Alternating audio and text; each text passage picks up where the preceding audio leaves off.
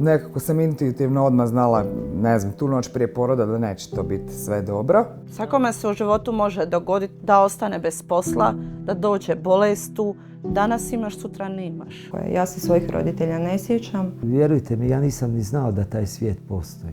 Jer nije to lako, znate, treba pred kamerom ogoliti dušu.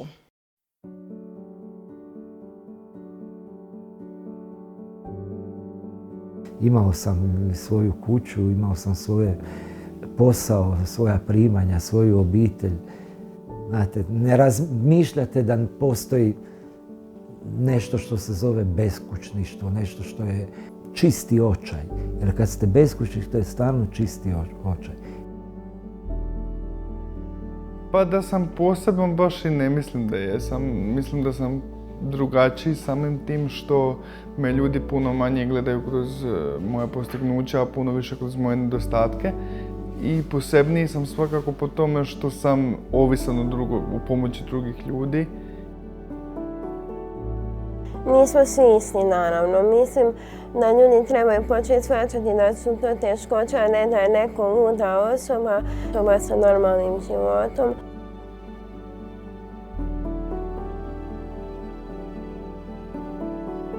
Znači ja sam 2 mjeseca bila u rodilištu, nije me niko pozvao u kabinet da me neko objasni šta je uopće dijete sa Downovim sindromom.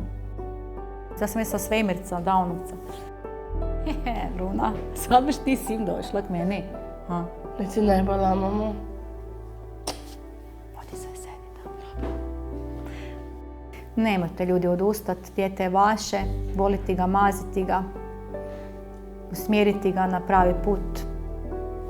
Biti kraj njega, to dijete te uvijek treba, to dijete nikad u životu ne budemo mogla ostaviti samom, nikad. Pesa, mačku ostavimo, ali dijete ne ostavljamo doma.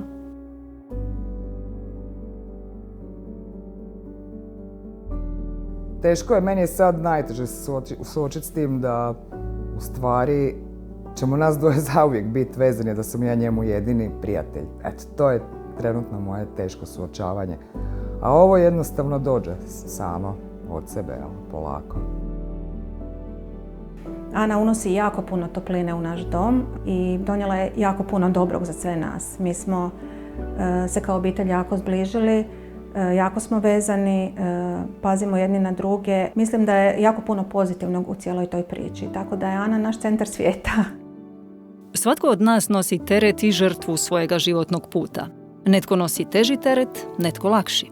Ovi ljudi pomažu nositi taj teret drugim ljudima i drugi ga pomažu nositi njima. To je zajedništvo, to je ljubav i smisao.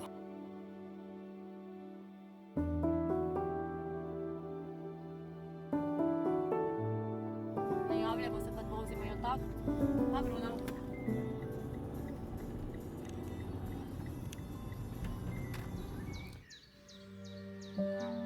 Jer sad kad je bilo to, kad smo ostali bez kuće, mislim, šta da vam kažem, mislim, u tom momentu sam pala sam niz stepenice, slomila 4 rebra. Kod mene to nikad nije bila opcija da se prepustim očaju, nego jednostavno razmišljanje kako dalje.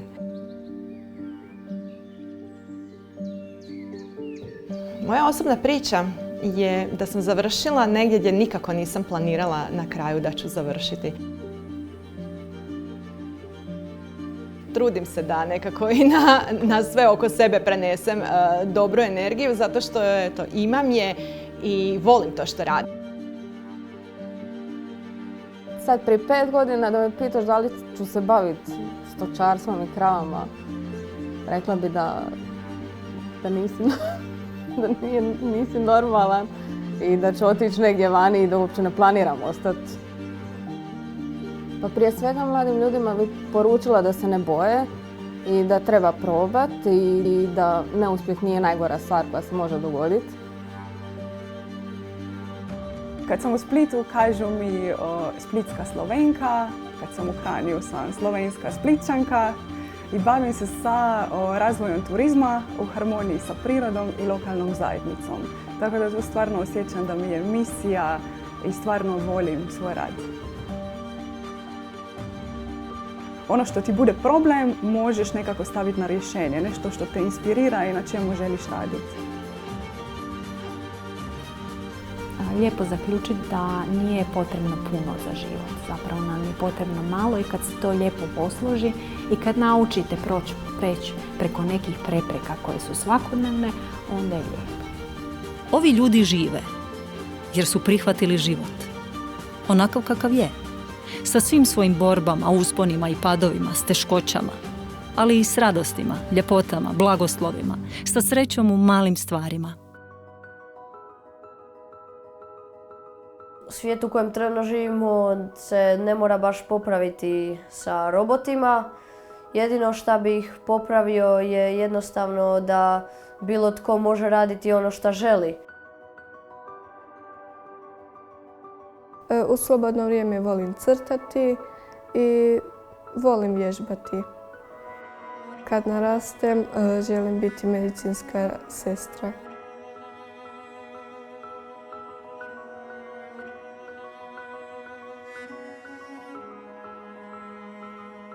Pa najzabavnije mi je voziti traktor po polju.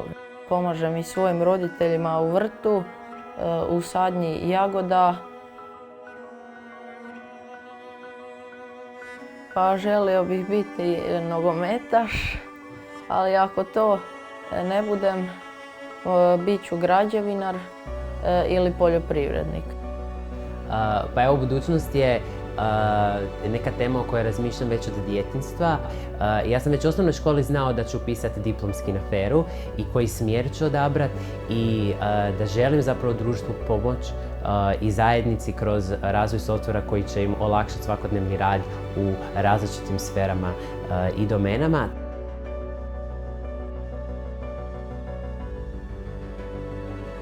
Meni su danas inspiracija ti novi mladi ljudi koji se trude i žele pokrenuti nešto svoje, kojima vidim taj žar u očima da imaju ideju biti netko i nešto i da bi baš jako voljeli biti, ne znam, snimatelji. Naši superjunaci možda ne spašavaju svijet, ali daju snagu mnogima oko sebe.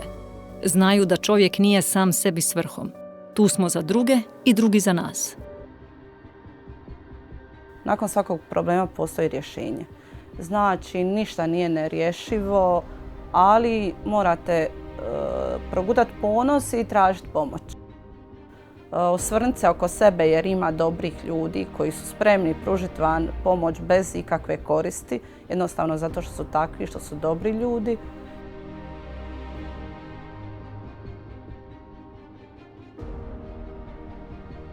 Ljudi ne žele pomoć jer smatram da onda bude im često neugodno ili to smatraju nekakvom slabošću. To treba smojiti snage tim ljudima i priznati da im treba bilo kakvu pomoć. A to baš isto nije lagano. Ja sam dugo isto tako odbio nekakvu pomoć i za neke stvari odbio priznat problem i tako dalje. Ali onda vidiš da ili to ili neće biti dobro.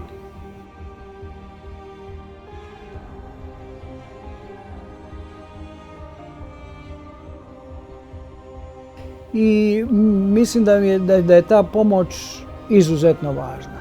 Da ona bude uključena, da je u aktivnosti i da upoznaje druge ljude, da se s njima druži, da zapravo živi na onakav način kao što svi mi želimo živjeti ili pokušavamo živjeti.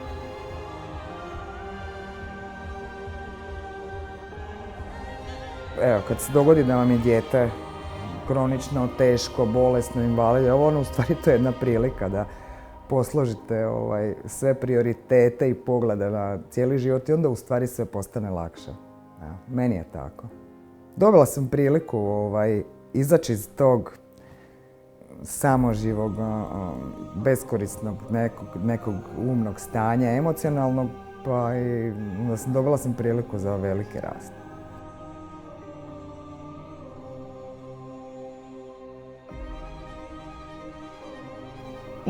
Moj život nije bio lagan, ali smatram da ljudi koji su ušli u moj život su učinili moj život ljepšim i smatram da baš zbog tih ljudi ja trebam biti pozitivan primjer kako čovjeku može biti unatoč životnoj traumi dobro u životu.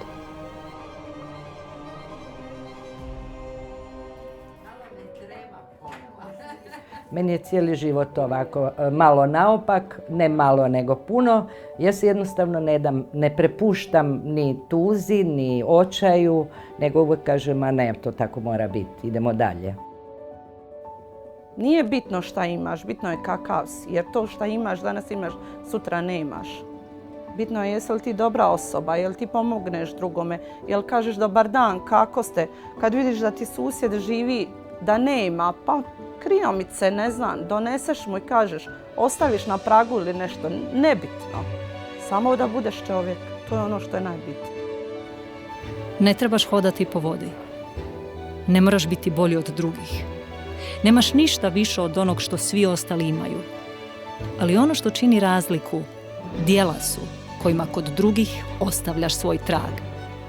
Otisak srca.